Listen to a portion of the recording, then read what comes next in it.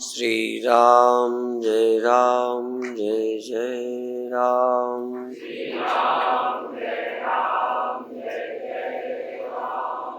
श्री राम जय राम।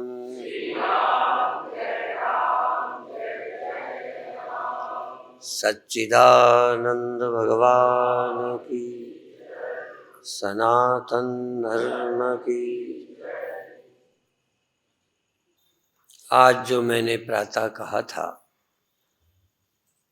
भले उसका हम अनुभव कर रहे हैं, पर वो बात कोई हमने शुरू नहीं की, हमसे पहले उपनिषदों ने चर्चा की है।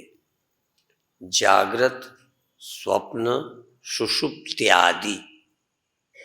सुषुप्ति आदि करके और भी जो अवस्थाएं होती हों, मृत्यु, मूर्छा, कामा। जागृत, स्वप्न, सुषुप्ति आदि, सुषुप्त्यादि प्रपंचम यत् प्रकाशते, इसको प्रपंच शब्द दिया। जागृत, स्वप्न, सुषुप्ति, इस प्रपंच को जो प्रकाशता है, जिसके कारण ये तीन हैं, ये तीन हुई हैं, ये संदेह रहित है। जिसको सुषुप्ति का पता न हो वो हाथ उठाए। गहरी नींद, सुषुप्ति माने गहरी नींद।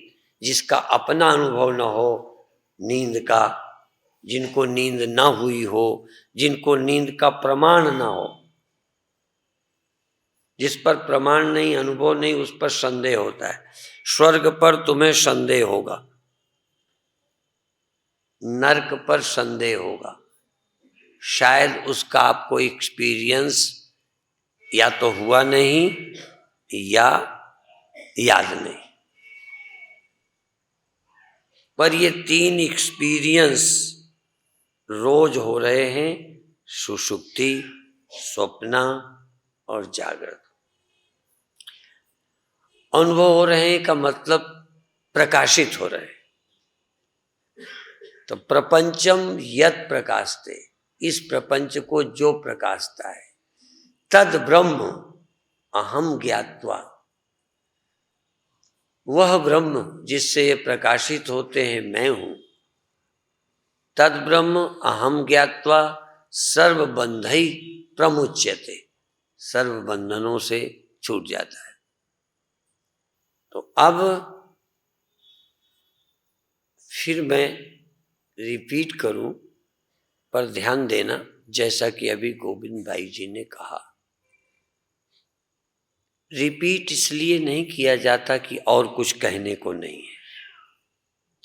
रिपीट इसलिए किया जाता है कोई विषय कि तुम लगता है समझ गए, पर नहीं समझे।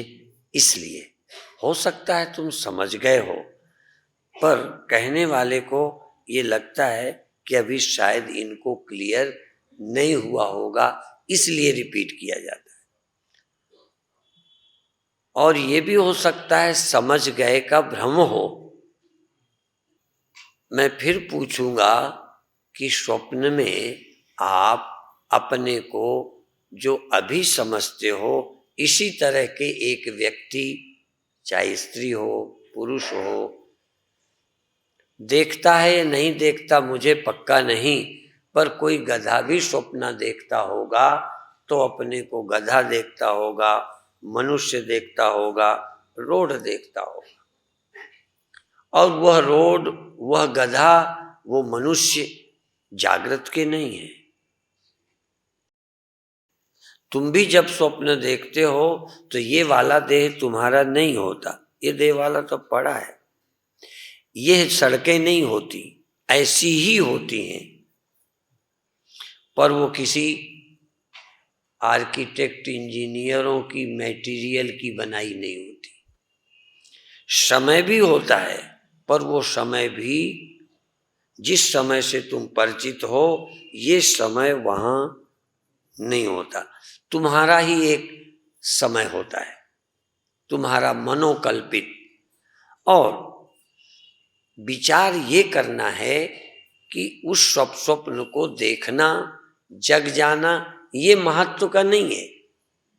नहीं तो ये श्लोक लिखने की जरूरत नहीं है, क्योंकि ये 3 तो रोज होते ही हैं। जानना क्या है कि स्वप्नों को किसने प्रकाशा, और वो स्वप्न को प्रकाशने वाला आदमी था या औरत थी या जानवर था या पेड़ था या पहाड़ था। ये विचारणीय विषय है। इतनी जल्दी समझ जाओ ऐसा नहीं है। हम तो इतना ही रोज सोचते हैं, इससे ज्यादा कुछ सोच ही नहीं रहे। हम रोज चिंतन में इसी को रिपीट करते हैं कि स्वप्न का मनुष्य कौन था, स्वप्न की स्त्री क्या थी, स्वप्न की सड़कें क्या थी, और यदि ये सब स्वप्न था तो सत्य इसमें कौन है। उस सत्य का नाम आदमी है, उस सत्य का नाम औरत है, उस सत्य का नाम समय है, या उस सत्य का नाम स्पेस है। वो सत्य कौन है, उस सत्य का आकार क्या है, उस सत्य का आकार क्या है, उस सत्य का नाम क्या है। अब वो सत्य स्वप्नों में रहता कहाँ था? वह सत्य स्वप्नों का एक आदमी था, एक औरत था, एक जानवर था, या वो समय था, या सबसे कोई पार था। ये कुंडलनी का मामला नहीं है, ये उजेला देखने का मामला नहीं है, ये आनंद में डूबने का भी मामला नहीं है। आनंद में डूबा जा सकता है, डूब जाना भी कम महत्व का नहीं है। संसार के सुखों के अलावा, स्त्री पुरुष आदि के संबंधों के अलावा भी कोई भक्ति कुंडलनी के सुख में डूब जाए, वो बधाई के पात्र है।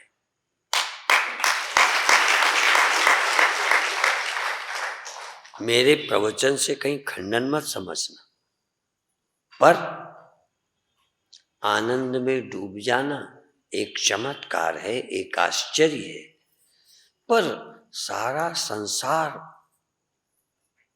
अध्यस्त है, सारा संसार स्वप्न है, कुछ भी वास्तविक नहीं है, एक चैतन्य तुझ आत्मा के अलावा, ये क्लियर हो जाना, इससे बड़ा कोई आश्चर्य और नहीं।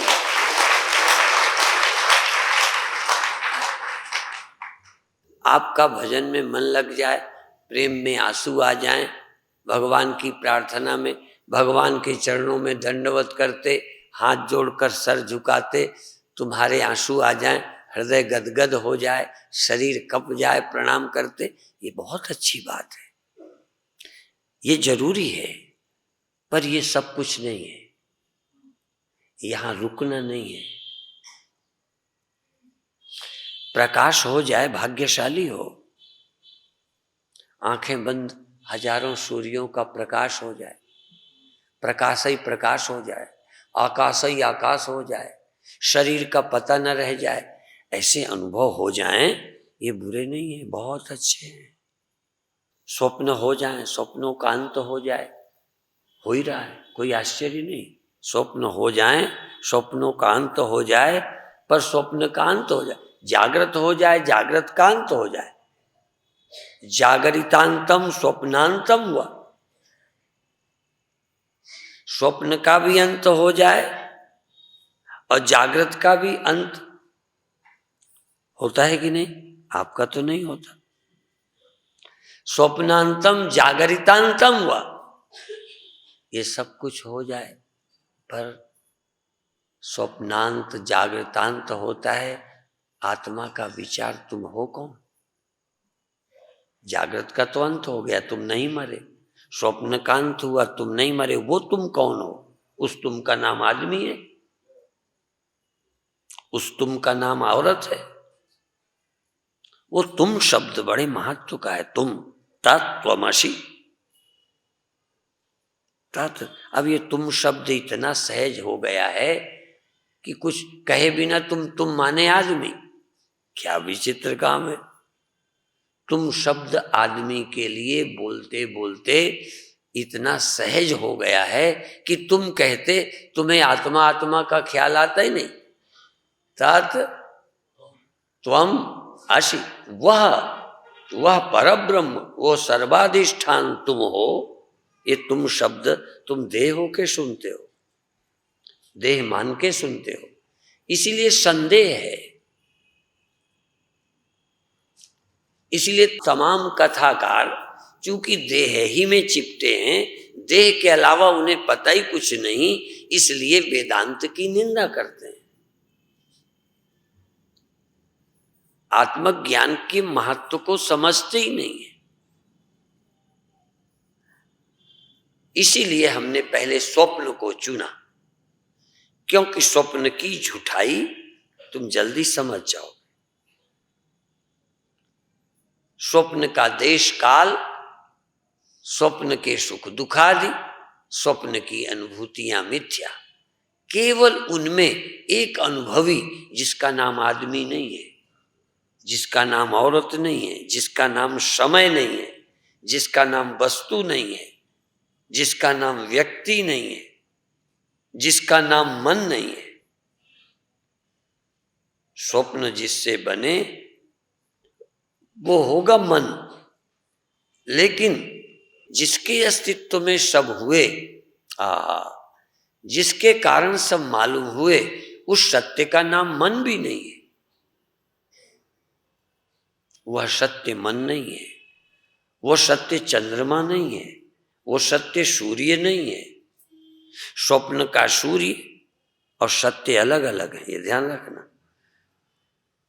स्वप्न का सूर्य है, स्वप्न का समय है, स्वप्न का अवकाश है, स्पेस है। स्वप्न के मन और इंद्रियां हैं, स्वप्न के देह और पदार्थ हैं, पर उनमें सत्य कोई नहीं है। सत्य वही है जिसको स्वप्न मालूम पड़ा है। और वो रहता कहाँ है स्वप्न में? अच्छा, वो स्वप्न के किसी कोने में रहता है या स्वप्न ही उसके किसी कोने में रह रहे हैं? जीवन स्वामी जी ने एक पुस्तक लिखी है,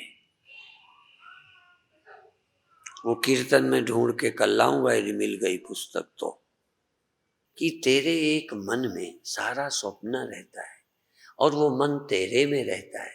तू कहाँ रह रहा है? फिर तू कहेगा स्वप्न से नींद खुलेगी, तो वो चेतन कहाँ रहेगा? जब समय न रहेगा स्वप्न का तो कहाँ रहेगा? तब दूसरा उत्तर घुमा के कि तुम यहां रहोगे, पर जब यहां न रहेगा तब कहाँ रहोगे? वह न रहा तब तुम यहां रहे। जब यह नहीं रहता, ये इंद्रियां तुम्हारा साथ नहीं देती, ये मन तुम्हारा साथ नहीं देता, ये तन तुम्हारे साथ नहीं होता, तब तुम वहां होते हो। और जब वह और ये दोनों नहीं होते तब तुम नींद में होते हो। ये भी तुम्हारी भाषा में बोलता हूं, पर सच तो ये है कि तुम में नींद होती है, तुम में स्वप्न रहते हैं, तुम में नींद रहती है, तुम में जागृत रहता है। तुम्हें कहीं रहने की जरूरत क्या है? डूबना है तो चल गहराई पर, साहिल के लिए बेताब न हो नादां। साहिल के लिए बेताब न हो नादां, दरियाए मोहब्बत के कहीं किनारे होते हैं।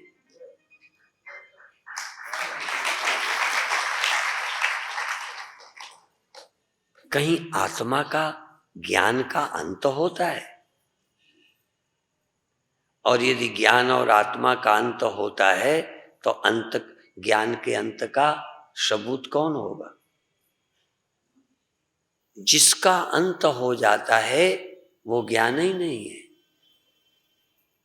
इसलिए सत्यम ज्ञान अनंतम ब्रह्म, ज्ञान सत्य ज्ञान और अनंत ब्रह्म है। सत्य ज्ञान अनंत अंत रहित ब्रह्म है। ज्ञान सत्य है, अनंत है, ब्रह्म है। सत्यम ज्ञानम अनंतम ब्रह्म। और जो सत्य है, ज्ञान है, अनंत है, वही ब्रह्म है। जिस ज्ञान का अंत होता है वो ज्ञानाभास है। स्वप्न स्वप्न ज्ञान का अंत। स्वप्न स्वप्न की स्मृतियां भी चली जाती हैं। बहुत स्वप्नों की स्मृतियां चली गई कि बनी हैं? बोलो। तो यदि स्वप्न चला गया, स्मृतियां चली गई, तो तुम मर गए। जरूरी नहीं कि स्वप्न की स्मृतियां बनी ही रहें। और ऐसा कोई धरती पर नहीं है जो अपने सारे स्वप्नों का स्मरण रख पाया हो। स्वप्न स्टोर में संस्कार जमा होंगे। यदि दुनिया देखी उसका संस्कार है, तो स्वप्न देखा उसका भी संस्कार है। नहीं तो स्मृति नहीं हो सकती। स्वप्न में तुमने क्या देखा, उसका संस्कार पड़ गया। कल तुमने मुझे यहां देखा था, बीते साल तुमने किस भवन में? अरोड़ वंशी धर्मशाला में देखा था, याद है? ठीक है ना? तो स्वप्न रात में देखा था, वो भी याद होते हैं कि नहीं? पर सदा याद रहते हैं। तमाम स्मृतियां चाहे जागृत की हो, नहीं रही। स्वप्न की भी सारी स्मृतियां, बल्कि स्वप्न की स्मृतियां जल्दी खत्म हो जाती। तो यदि स्मृतियां न रहें तो क्या हो गया? स्वप्न नहीं रहा, स्वप्न की स्मृति नहीं रही, जागृत नहीं रहा, पूर्व जन्मों की जागृत अवस्था नहीं रही, शरीर नहीं रहे, उसकी स्मृतियां भी आपके पास हो सकता है संस्कार पड़े होंगे, पर स्मृति नहीं है। जो सपने हुए हैं हो सकता है तुम्हारे मानस स्टोर में पड़े हों, लेकिन बहुत सपने स्मरण में।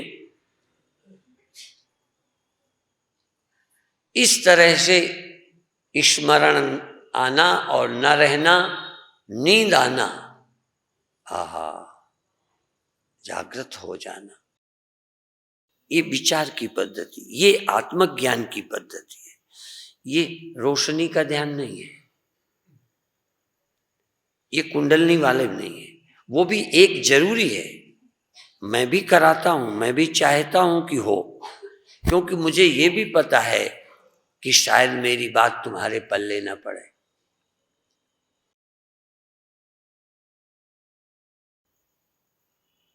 जब हम लोग कोई पीछे पड़ जाए ना, तो कहते ये तो हाथ धो के मेरे पीछे पड़ा है। हाथ धो के पीछे पड़ने का क्या अर्थ होता है जानते हो? हाथ धो के भोजन के पीछे पड़ा जाता है। तो हाथ धो के पीछे पड़ा है माने खाने को तैयार बैठा है।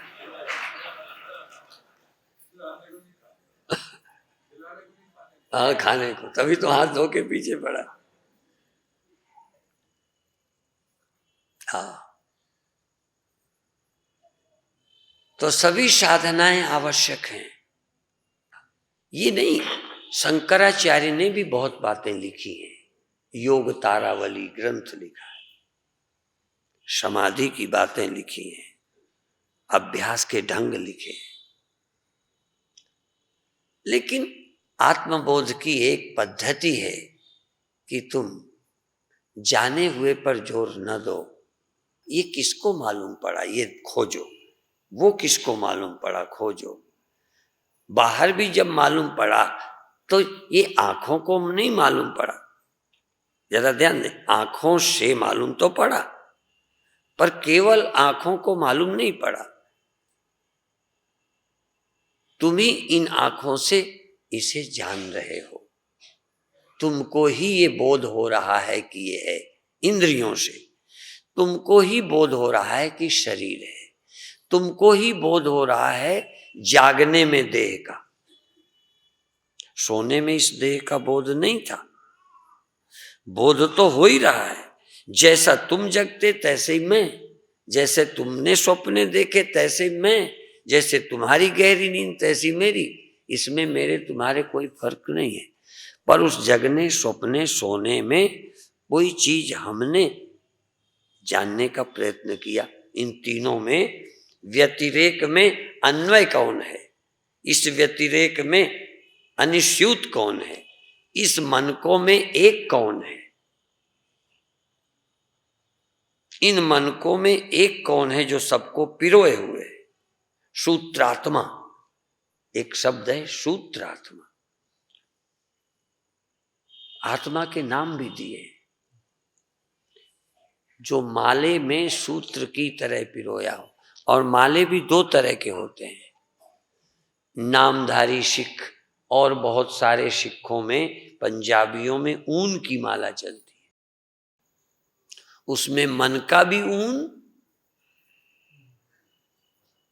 और धागा भी ऊन, दो मनकों के बीच में भी ऊन और मनकों में भी ऊन और अंत में ऊन ही ऊन।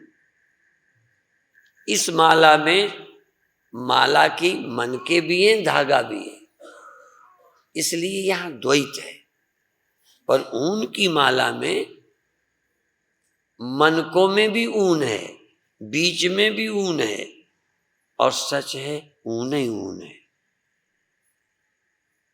ऐसे ही अभी इसको नहीं, ये जो मनके हैं ऐसे समझ लो, जागृत वाले जगत में तुम्हारे ब्योत के लिए सरल करता हूं,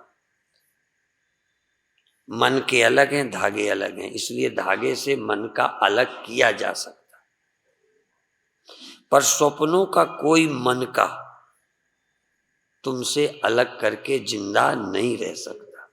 इसलिए स्वप्न में ऊन की माला की तरह दुनिया है, स्वप्न में ऊन की माला की तरह सब तो हैं, पर है एक ही। यहां लगता है सब अलग हैं, हम अलग हैं, यद्यपि ये भी प्रारंभ की बात है। यदि सचमुच ब्रह्मवेत्ता होगे, अभी आत्मवेत्ता हो, इसलिए जीव भाव है, इसलिए तुम इस देह से अलग अपने को समझते हो। यदि ब्रह्म तुम समझोगे तो जैसे जागने पर स्वप्न तुमसे पृथक अलग, उसकी कोई खली, तेल निकाल के खली नहीं बचती, जागृत में आत्मा को निकाल दो, जीव को, तो मुर्दा बचता है, बात को समझो। पर स्वप्न के मुर्दा में जाग जाओ तो मुर्दा बचता है।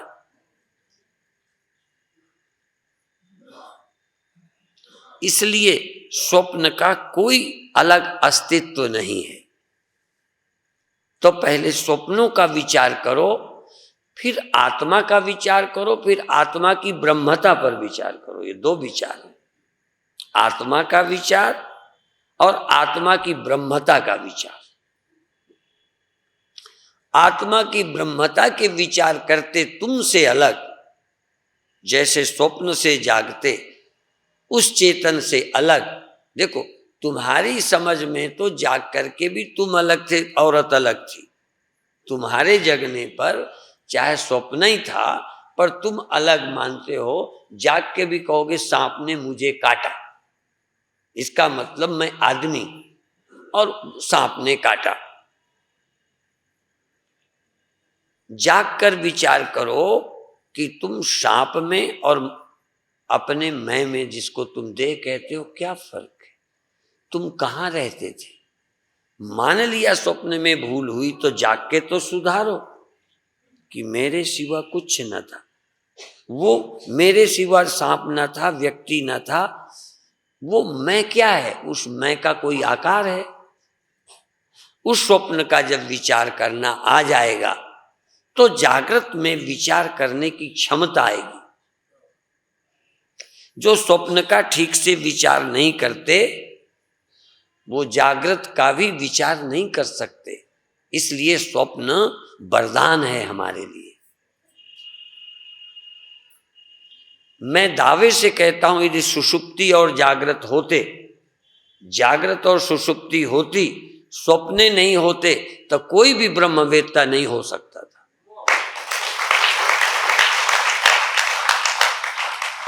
आत्मवेत्ता हो ही नहीं सकता। तुम्हारे पास कोई एक्सपीरियंस ही नहीं होता कि आत्मा सत्य है और सब झूठ है,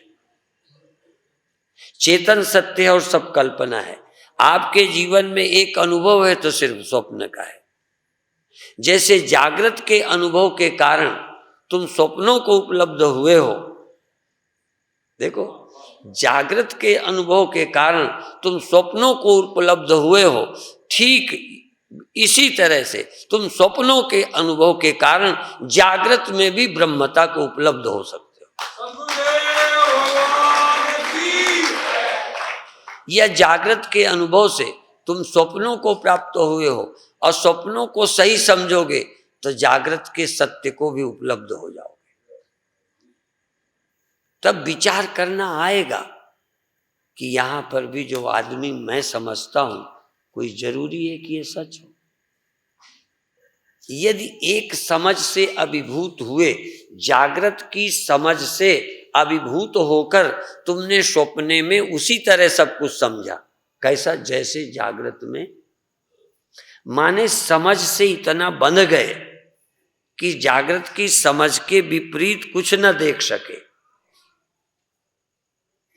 तो यदि स्वप्नों की समझ को ठीक मजबूत कर लो, स्वप्न की समझ को जागकर विवेक पूर्वक ठीक मजबूत कर लो, तो वो मजबूत समझ तुम्हारे जगत को झूठा करने में मदद कर देगी।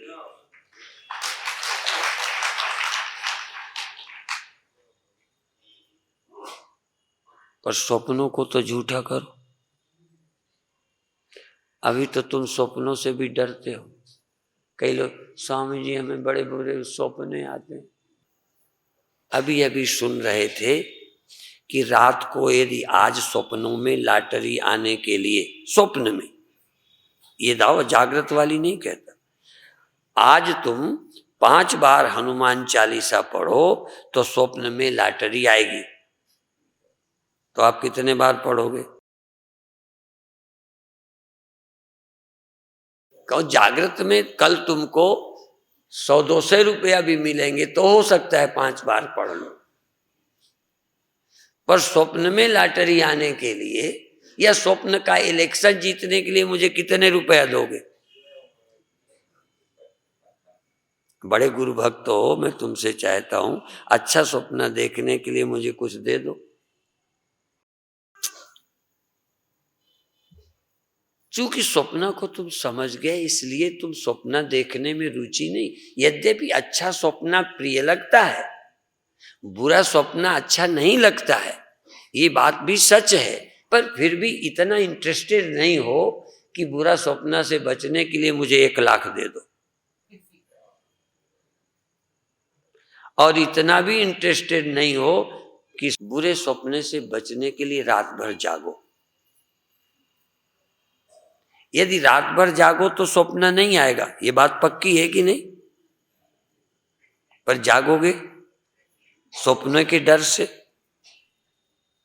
हाँ,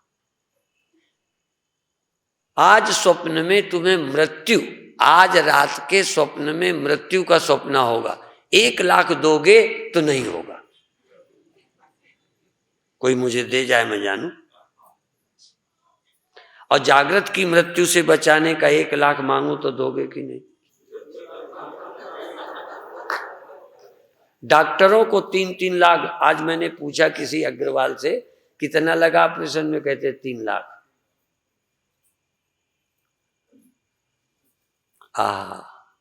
तो ये मृत्यु क्या है?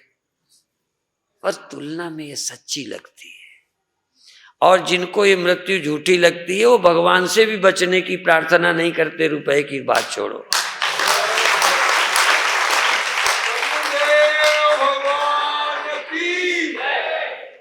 वो निर्भय होते, आत्महत्या नहीं करते, ये समझना लगता। मैंने ये नहीं कहा सीढ़ी से उतरते सावधान रहते, आत्महत्या नहीं करते, लेकिन यदि मरने का समय आए और कोई कहे 2-4 लाख लगा दो तो कहेगा आज नहीं परसों, क्या फर्क पड़ेगा, परसों नहीं आज। ये देश हित में लगेगा, बच्चों की पढ़ाई में लगेगा, इतना जीने की जरूरत क्या है 2 दिन ज्यादा के लिए? कोई मृत्यु सचमुच हो जाएगी क्या मेरी? अभी आपको मृत्यु सच्ची लगती है, अभी अमृत झूठा लगता है। जागृत के संपूर्ण अनुभव, व्यक्तिगत नहीं, व्यष्टि नहीं, समष्टि अनुभव। स्वप्न में व्यष्टि और समष्टि होती है, जागृत में भी व्यष्टि और समष्टि है। ये सारी व्यष्टि ही नहीं चेतन में कल्पित है। एक चेतन में व्यष्टि नहीं, एक बुलबुला ही पानी में नहीं, एक लहर ही सागर में नहीं, सारी लहरें सागर में।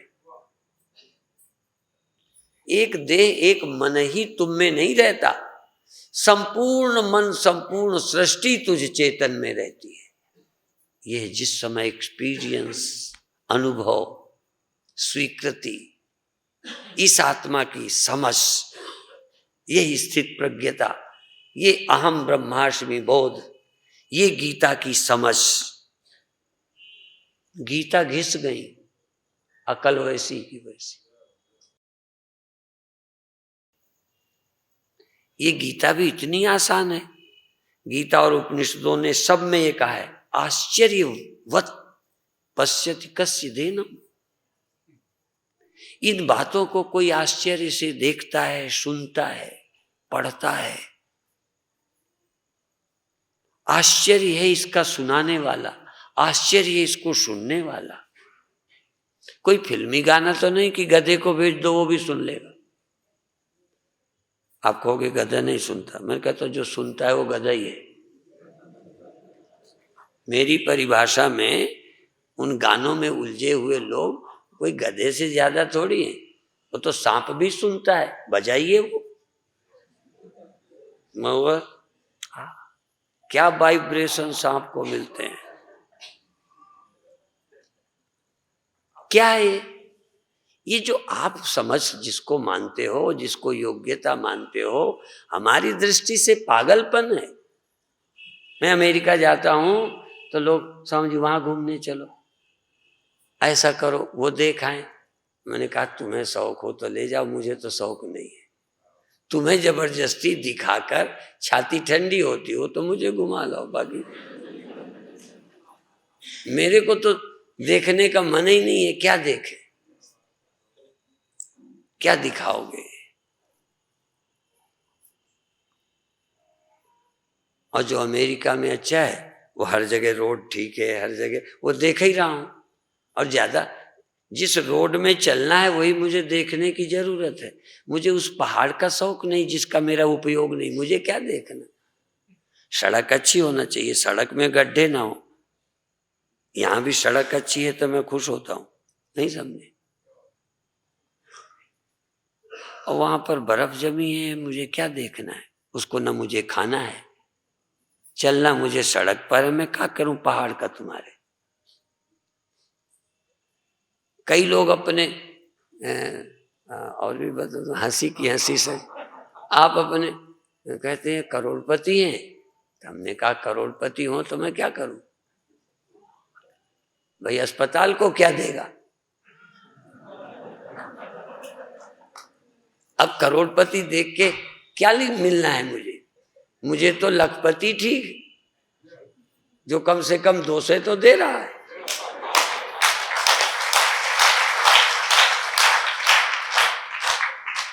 हमारा तो वो आदमी रिक्शा चलाने वाला ठीक कि 10 रुपया चढ़ा गया। अच्छा 10 रुपया चढ़ाए और करोड़पति एक ना चढ़ाए, मेरे लिए कौन श्रेष्ठ है। तो तुम बने रहो श्रेष्ठ। ऐसे कितने गधे श्रेष्ठ हैं, मैं क्या करूं उनको। मैं क्या करूं अमेरिका को, मैं क्या करूं तुम्हारे आकाश पाताल को। जो तुम्हारे काम का है वही है। आप गहराई से देखिए, पागलपन छोड़िए। और ये मैं कहता मैं अपने ढंग से हूं, पर सब पढ़ा हुआ है। बड़ा हुआ तो क्या हुआ, बोलो आगे तुम बोलो। जैसे पेड़ हो लंबा बहुत ऊंचा है, और पंथी को राहगीर को छाया नहीं, और फल ला गए किसी के हाथ ना आवे। तो बड़े बड़ों का सब ऐसा ही है।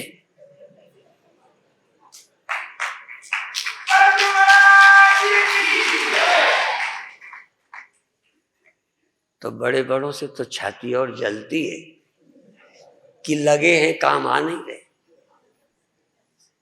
ये बड़े बड़े लेके कहां मरेंगे।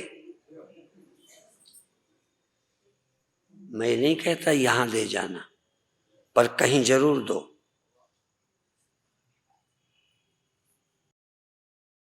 क्या करोगे? धन कितना, उससे ज्यादा क्या यूज होगा। इसलिए ये भी कहा है, जो धन खाया ना गया, जो दिया ना गया, वो तीसरी गति आग लग जाएगी, या चोर लेंगे या सरकार ले लेगी। तीसरी गति नाश है। तीन ही गति है, उपभोग, दान और नाश। वो धन नाश ही है, तुम्हारे हाथ, तुम्हारे काम का नहीं। और दूसरे लोग ये कहते हैं, व्यवहारिक बात है कि जो खा लिया वो यहाँ एक कहावत भी लोग कहते हैं, एक आदमी को कुछ रुपए दे दिए, कहने लगे 2 रुपए का यहाँ ले आना, 2 रुपए का वहां ले आना, 2 रुपए का यहाँ ना वहां ले आना, तो लेके चला गया रुपया। तो एक गया, 1 रुपए की मिठाई खा ली, यह मिठाई ले आया, ऐसा समझो मिठाई ले आया, और 2 रुपया दान कराया, 2 रुपये दान कराया। मंगाया था ना, यहाँ ले आओ वहां ले आओ, और न यहाँ ना वहां, और 2 रुपया जुआ में लगा दिया, सो जुआ हार गया। लौट के आया, कहने लगे क्या है, कहने 2 रुपए का यहाँ, ये मिठाई ले आया हूं, यहाँ खा लो, ये यहाँ खाओ। 2 रुपए का यहाँ, कहने लगे 2, कहने लगे वहां मिलेगा, यहाँ नहीं, मैं दे आया हूं, दान कराया हूं, वहां मिलेगा, यहाँ नहीं मिलेगा। तुमने वहां को कहा था ना 2 रुपया वहां मिलेगा, 2 रुपए का वहां। अब तुम यही चाहते हो दे के यही मिल जाए, यही है तो मिठाई खाया हो, यहाँ क्यों चढ़ाते हो? यहाँ चढ़ाते हो तो यहाँ मत आशा करना वहां मिलेगा, दुकान वाला यही मिलेगा। दुकान में खर्च हो, यहाँ सिनेमा देखो, अभी मजा लो, और ध्यान करो, आगे ज्ञान प्राप्त। अब वो तुम हर एक चीज का यही लाभ चाहते हो। अब कहते 2 रुपए का ना यहाँ ना वहां, वो कहते ना यहाँ मिलेगा ना वहां, कहीं कहीं जुआ में चला गया, ना वहां मिलेगा मरने के बाद, न यहाँ मिले, तो तुम्हारा कुछ रुपया न यहाँ मिलना है। तो जो खा लिया वो यहाँ मिल गया, जो दे दिया वो वहां मिलेगा, जो यूं ही रह गया न यहाँ मिलेगा न वहां मिलेगा। वो जमा वाला ना यहाँ मिलेगा। हाँ, खैर मेरा विषय बदल जाएगा, पर चलो ये भी हल्का फुल्का थोड़ा, नहीं तुम बोर हो जाओगे। ये ब्रह्म जो है बोर कर देता है। अब हमें जितना रस आता है ब्रह्म की कथा करके, हो सकता है सुनने वालों को ना आता, पर हमें रस आता है तभी कहते हैं। हम नौटंकी क्यों नहीं करते? हमें वो बेकार लगती है, नहीं करते। और कथाओं में अब ज्यादा नौटंकी होने लगी, कथाओं में, और कथा कम हो गई, बीच बीच शादी ब्याह, ये चूंकि उसमें कथा में कुछ आता है। असल में हर काम बिजनेस है। कई बिजनेस के लिए रद्दी चीजें बेचते हैं। आय लक्ष्य है, तुम लक्ष्य नहीं हो। आप जिंदगी की गहराई पर देखो, फिर जरूरत। अब ज्ञानी के लिए एक और ऊंची बात है, क्या पाना है भविष्य में, क्या यहाँ, क्या जन्म, क्या मृत्यु। ये जन्म और मृत्यु, हानि और लाभ, गीता में लिखा है ना, बराबर हो जाते हैं। गीता तुम्हारी बुद्धि में, कसौटी में खरी है? श्रद्धा करते हो या सचमुच गीता सच्ची है? और गीता, और तुम तो चलो सच्ची मानते हो। एक मत है जो कहता है ये झूठी गीता है, असली गीता वो बताती हैं। अब ज्यादा नाम नहीं लेना, इतने में समझ जाओ। समझदार को इशारा काफी है। अपनी जबान क्यों खराब करें? गीता झूठी है, कृष्ण वाली, उपनिषद झूठे हैं, इनकी बेवकूफी सच्ची है। और उनके भी लोग चेले हैं, उनके भी अनुयायी हैं। बेवकूफों की दुनिया में कमी। आप जो धंधा चालू करो चलेगा, बिकेगा। जो उपनिषद उस चरम सत्य, अंतिम सत्य, ऐसी बात जिसके बाद कुछ करना पाना बाकी नहीं रहता, वो उपनिषद कहता है। पर अभी तुमको उस ब्योंत की चीजें नहीं चाहिए, उस नाप का कपड़ा नहीं चाहिए, वो चीज में अभी रस नहीं है। अभी तुम्हारा रस आशीर्वादों में है। लड़का हो जाए, बुरा नहीं है, पर मान लो लड़का ना हो जाए तो जिंदगी बेकार। शादी जरूरी है, पर शादी नहीं होगी तो कुछ जिंदगी बेकार हो जाएगी। धन जरूरी है, पर धन नहीं हो, कम हो, रोटी मिलती है तो क्या बिगड़ जाएगा? इस गहराई को समझो। मैं तुम्हारे धनी होने, यदि किसी को धन अच्छा हो, मैं पहला व्यक्ति हूं जो खुश हूंगा। दो नाते से खुश हूंगा। एक तो तुम धनी हो गए, और चेला हो तो कुछ मिलेगा मुझे भी। मुझे क्या तकलीफ? पहले बात समझो। तो धनी होना अच्छी बात है। तुम विवाह होगा, आशीर्वाद लेने आओगे, हाँ, तो बुरी बात थोड़ा है। पर नहीं होता ब्याह तो क्या हो जाता? लड़का नहीं होगा तो क्या हो जाएगा? समझ का कोई मूल्य नहीं है। खाओ पियो मौज से रहो, ये बुरा नहीं है, पर समझ के। बिना समझे मौज, ये मौज जो है ना, बिना समझे मौज महंगी पड़ेगी। जो बकरा आराम से चल रहा है, खिलाया जा रहा है, बकरे से पूछो कहेगा ऐसा तो जीवन मेरा पहले कभी हुआ ही नहीं है, कितना बढ़िया। लेकिन उसे पता नहीं है कि चराया काटने के लिए जा रहा है, ये काटने के लिए चराया जा रहा है। तो जो तैयारी कर रहे हो मरने की, लूटने की कर रहे हो। मधुमक्खी शहद इकट्ठा कर रही है, करती है कि नहीं? फिर क्या होता है? जो खा पाई, किसी की नजर पड़ गई तो घर भी उजाड़ दिया, शहद भी ले गया। कभी सोचा होगा मक्खियों ने? तो क्या उन मक्खियों से तुम ज्यादा समझदार हो? बुद्धू हैं जिन्होंने अस्पताल में लगाया, अकलमंद हैं जो शहद इकट्ठा करे बैठे। हम इकट्ठा कर रहे हैं, रस लग रहा है, क्या मिलना है? और भी छोड़ो, चलो अंडे सही, उनके अंडे भी क्या, चलो बच्चे हो जाएंगे, तो बच्चों का क्या? मतलब यहां है भी कुछ रहने वाला? मान लो तुम्हें जन्म मिल गया, बच्चे ही हो गए, तो उनमें से कौन अमर बच्चा पैदा किया तुमने? आखिर तुम्हारी मेहनत क्या है? तो सारा संसार हो और आत्मा की समझ न हो तो सब दो कौड़ी का है। और सब कुछ हो, आत्मज्ञान हो तो कहने क्या है, और कुछ भी ना हो, आत्मज्ञान हो तो भी सब कुछ है।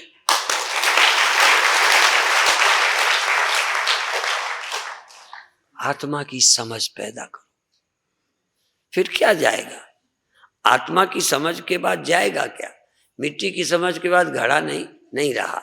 तुम असल में आदमी बन के सोचते हो, ये भी बताऊं, जब मैं दृष्टांत देता हूं कि मकान का क्या, नहीं रहे तो क्या, तो तुम चूंकि मकान में रहते हो ना, तुम्हारी को मेरी बात समझ नहीं आती। तुम्हें लगता है कहते हैं मकान से क्या कहें, बड़ा काम का है। मिट्टी से पूछो कि मकान रहेगा तो क्या और न रहेगा तो क्या, उधर से पूछो ना, तुम अपनी खोपड़ियों से पूछते हो। नहीं समझ में? अच्छा, मकान ना होगा तो मिट्टी का क्या घाटा है, और बहुत हो जाएंगे तो क्या बढ़ गया है?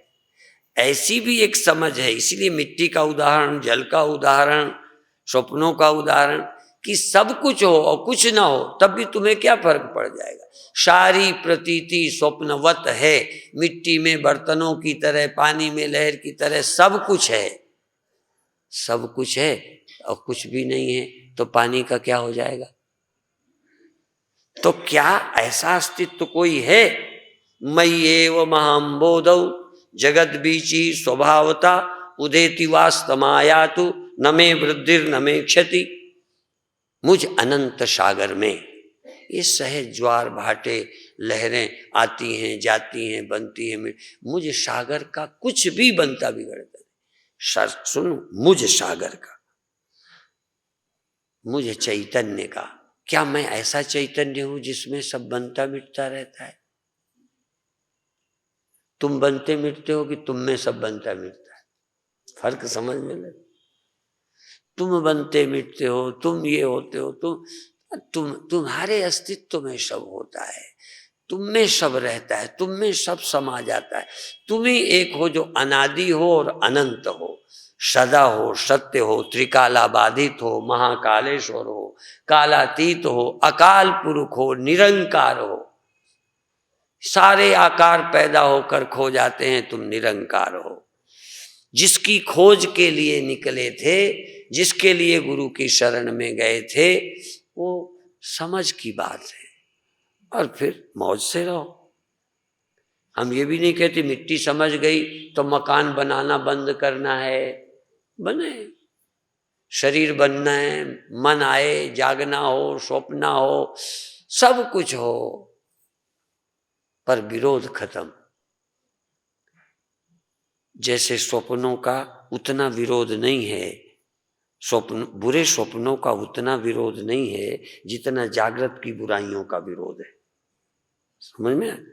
और स्वप्न के सुखों का उतना लालच जिंदगी का धन का नहीं है जितना जागृत में। फर्क समझ आया? क्यों? क्योंकि वो स्वप्न समझते हो। ऐसे ही जिस दिन तुम सत्य को सत्य और संसार को संसार समझोगे, उस दिन इसका भी उतना आकर्षण नहीं रहेगा जैसे स्वप्नों का, तैसे इसका। गुरु महाराज कहते हैं, नवे गुरु जो स्वप्ना और पेखना, ऐसे जग को जान, इनमें साचो कुछ नहीं, नानक बिन भगवान। है? तो ये कब समझेंगे? अगले जन्म। इस जन्म में मरना है, अगले जन्म में। इसी जन्म में मरना जीना खेल हो जाए, इसी जन्म में सारा संसार स्वप्न हो जाए, इसी जन्म में नंबर 2 संसार, नंबर 1 मैं हूं, ये प्रतीत होता है मैं हूं, ये बना है मैं सत्य हूं, ये प्रतीति है मैं सत्य हूं, मैं सच्चिदानंद हूं, ये मुझ में अध्यस्त संसार है। ये समझ, मरने के बाद समझना है या समझने के बाद मरना है? घड़ा मरे इसके पहले मिट्टी को समझ जाए, फिर क्या लाभ होगा? कहीं मरना मरना न रहेगा। और समझे बिना घड़ा है तब भी डर रहा है और मरे तब तो मरे। बिना समझे ही जन्म और मृत्यु है, और जन्म लेने पर जन्म जन्म नहीं, मृत्यु मृत्यु नहीं, दोनों खेल हो जाते हैं। इसलिए ज्ञानियों का जीवन लीला मात्र है, अज्ञानी की समस्या है। इसलिए तुम समस्याओं का और समाधान करो, थोड़ा रोटी का इंतजाम करो, बिल्कुल करो, थोड़ा स्वास्थ्य का ख्याल रखो। मैं विदेशियों को इस मामले में सम्मान की नज़र से देखता हूं कि जब उनके शरीर देखता हूं, यहाँ के आदमी को वहां की औरत मुक्का मार दे तो यहाँ के आदमी को मूर्छा आ जाए, वो जैसे पत्थर की बनती है। अब तैयारी करती हैं, घूमती हैं, तैयारी करती हैं, स्वास्थ्य बनाती हैं, लोग घूमते हैं, और वैसे तुम्हारी दृष्टि से देखूं तो चरित्रहीन है। पर पता नहीं कैसे किस तरीके से जीते हैं कि तुमसे ज्यादा मौज मस्ती और स्वस्थ रहते। तुम तो शादी भी न करके लगता है टीबी के मरीज हो। हाँ, जीने का ढंग नहीं आता। इसलिए मैं कहता हूं कम से कम शरीर से स्वस्थ बनो, मन से तुम ज्यादा टेंशन में न रहो, और धन कमा के मौज मस्ती, और अंत में तुम अपने आप मौज मस्ती। विदेशी कम से कम जोड़ते नहीं, मौज मस्ती में रहते। तुम तो न मौज मस्ती में, जोड़ जोड़ के मरो। इसलिए हमारे गुरु भाई एक गुप्तानंद बोला करते थे, वो कहते थे, खोदत खोदत चूहा मर गए, मौज लिया भुजंगा ने। भुजंग जाके रहने लगता है चूहों के छेद में, उन्हें खा भी लेता है, उनमें रह जाता है, खोदे खोदे मर गए। और इसी तरह कहते हैं धंधा कर कर दुनिया मर गई, मौज लिया सत्संगा ने। और इसी तरह से सींचत सींचत माली मर गया, मौज लिया भौरंगा ने, वो भौरे ने मौज ले ली। तो जोड़ जोड़ के मर जाओ, जोड़े जाओ जोड़े जाओ।